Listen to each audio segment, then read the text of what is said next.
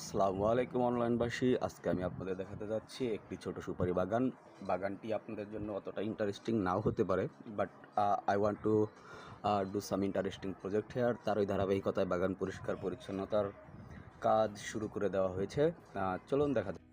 And you need to know about this interesting project. So আমি যে প্রজেক্টটা করতে চাচ্ছি সেটা হচ্ছে বাণিজ্যিকভাবে বস্তায় আদা চাষ। বস্তায় আদা চাষের প্রাথমিক শর্তগুলো হচ্ছে উপযুক্ত জায়গা নির্বাচন, বস্তার জন্য মাটি প্রস্তুত করা এবং ভালো জাতের বীজ সংগ্রহ।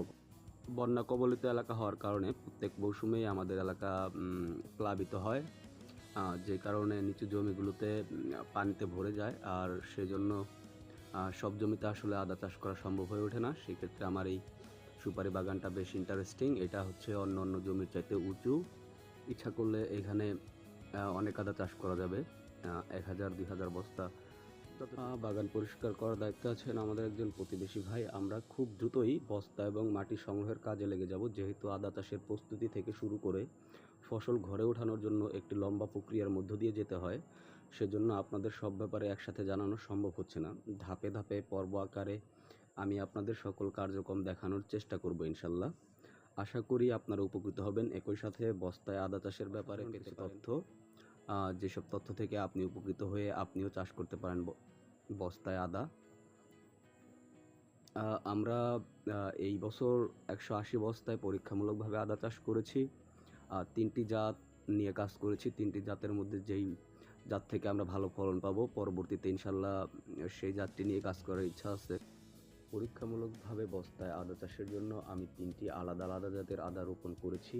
এই বছর অসময়ে অতিবৃষ্টির পরেও গাছগুলো তেমন কোনো যত্ন ছাড়াই বেশ ভালো বৃদ্ধি পেয়েছে। আশা করা যাচ্ছে আমরা ভালো ফলন পেতে চলেছি।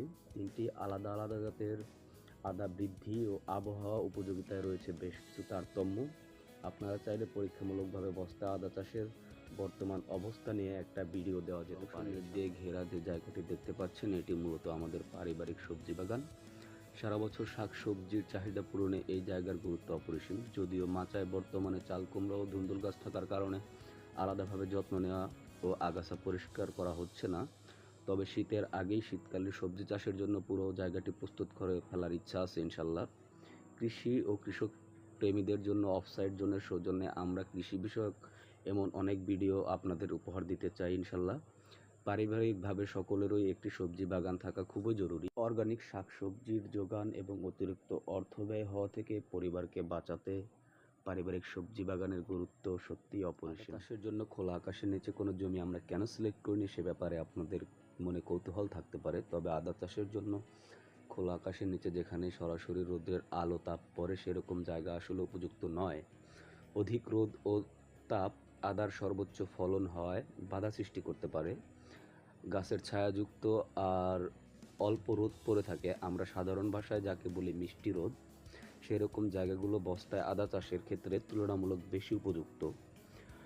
এই বিষয়ে বিস্তারিত আলোচনা নিয়ে আসবো অন্য আরেকদিন অন্য কোনো ভিডিওতে। ফল বাগান বা কাঠগাছের বাগান থেকে বাড়তি আয়ের মাধ্যম হিসেবে বস্তায় আদা চাষের পরিকল্পনা হাতে নিতে পারেন আপনিও। অফসাইড জোন আপনাদের পাশেই থাকবে।